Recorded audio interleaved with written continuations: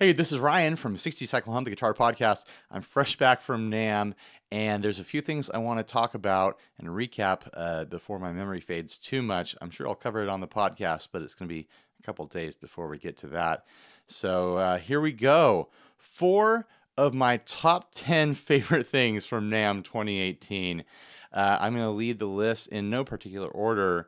This is number 2. The Amp by Milkman Amplifiers. I did a little interview with Tim Marcus from Milkman, and we talked about the features of it, but I'm just really thinking about this thing. It's a pedal formatted tube amplifier with a built-in digital reverb and tremolo, but it takes about as much space as about 3 pedals. You can put it on your board as a pedal, and it'll run out with a pedal line with a 1/4-inch jack, or you can do direct out with an XLR cable, like for live playing or studio recording as an interface on your desk when you're recording, which I just think is completely brilliant. Also, there's a headphone out on this thing. Did I mention that this is a 50-watt tube amplifier?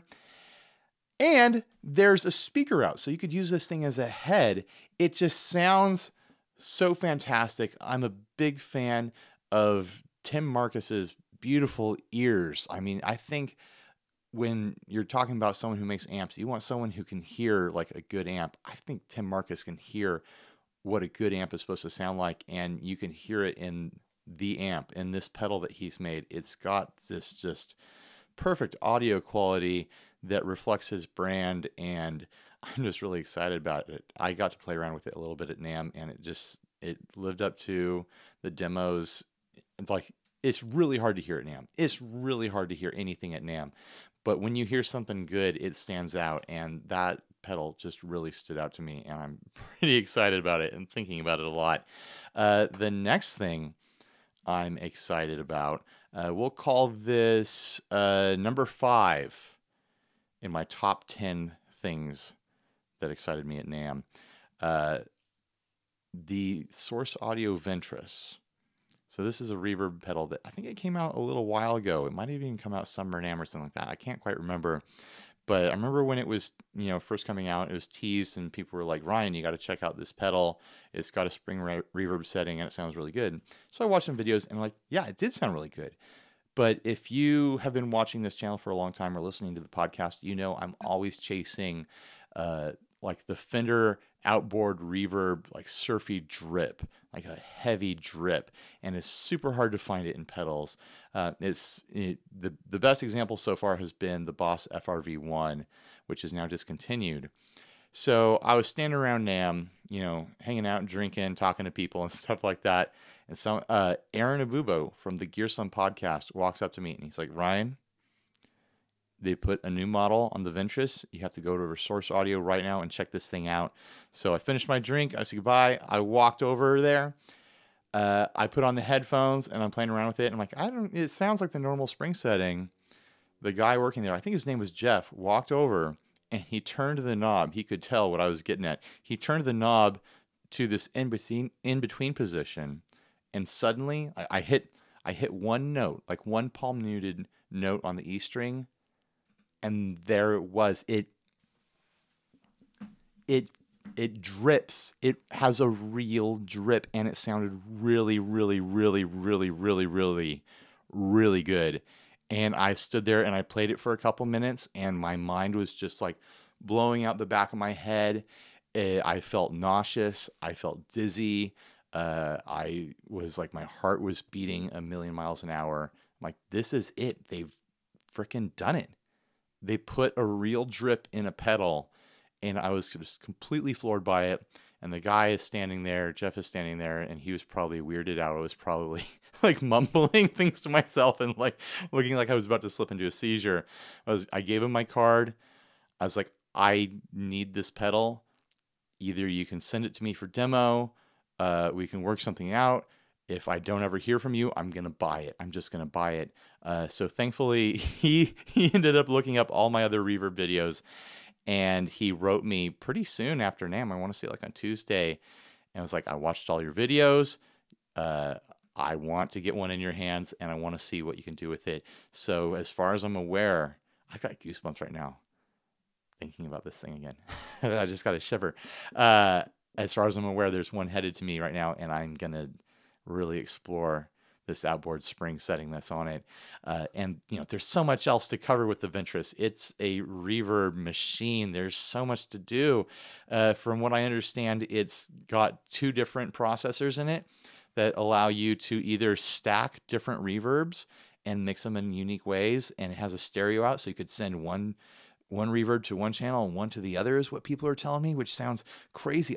I might build a ungiggable rig, referencing the Guitar Nerds podcast, but build an ungiggable rig where there's one amp just dedicated to that drip, and then the guitar signal goes to another amp with a different reverb trail on it. So I have one amp just pumping drip as loud as I want. Oh man, I'm excited about this thing. I'm really excited.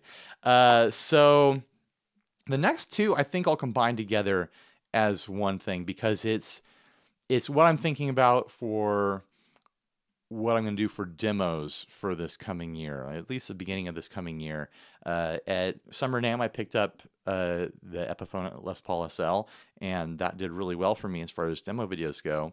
And I want to, keep covering affordable guitars that are interesting and compelling as they come out. And the 2 that I'm deciding between right now, we're going to call this number 8 in 3 of my top 10 favorite things of NAMM. I know that the numbers keep changing, but this is number 8. Am I going to buy the Squier, what did I write down? The Squier Contemporary Telly, which is that red sparkle one, or am I going to buy the Danelectro 59 XT, which is like a Seafoam Danelectro that I tried and did a demo of. I was really smitten with both those guitars. I keep thinking about the Squier. It just played beautifully, really fast, flat neck. I've been loving guitars with flatter radiuses, and they have a 12-inch radius on this thing, which is the same as the Bullet Mustang back here, which has become a regular playing guitar for me. And I said in the videos when I was covering the new Squier line that the neck really reminded me of the Bullet Mustang, which is a much cheaper guitar, by the way, $150, and the new Squiers are like $350, I think, $300, somewhere in there. And it's not an insult at all to say that the neck on those Squiers reminds me of the neck on this, because I think this guitar is priced much lower than it needed to be. I think that mostly came down to just kind of finishing price point, and also that the hardware is a lot more simple on these compared to the Squiers. But I really liked that guitar, and I wouldn't mind having it around to play with and do demos with. Kind of hot humbuckers in it, good for like modern sounds. And then going to the Danelectro, another fantastic player. The neck felt really good, really modern, really fast. I don't know what the radius was on it, but the fretwork was really fantastic on it for a guitar that costs $499. I know it's more expensive than the Squier by $150, but I feel like that's kind of the same range. And then the tremolo on that Danelectro was just so much fun.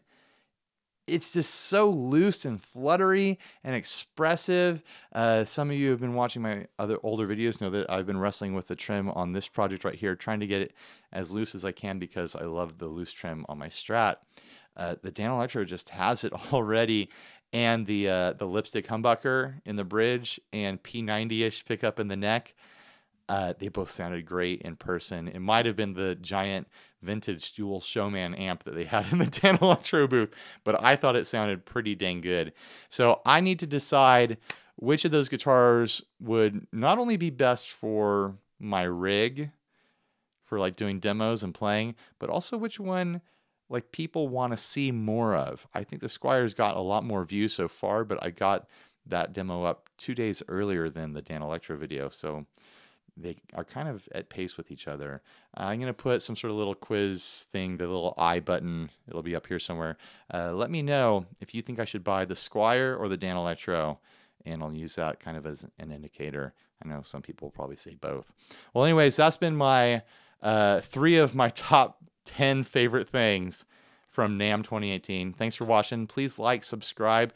Oh, and also, thanks to, a pep talk I got from a few other much bigger YouTube demo guys at NAMM.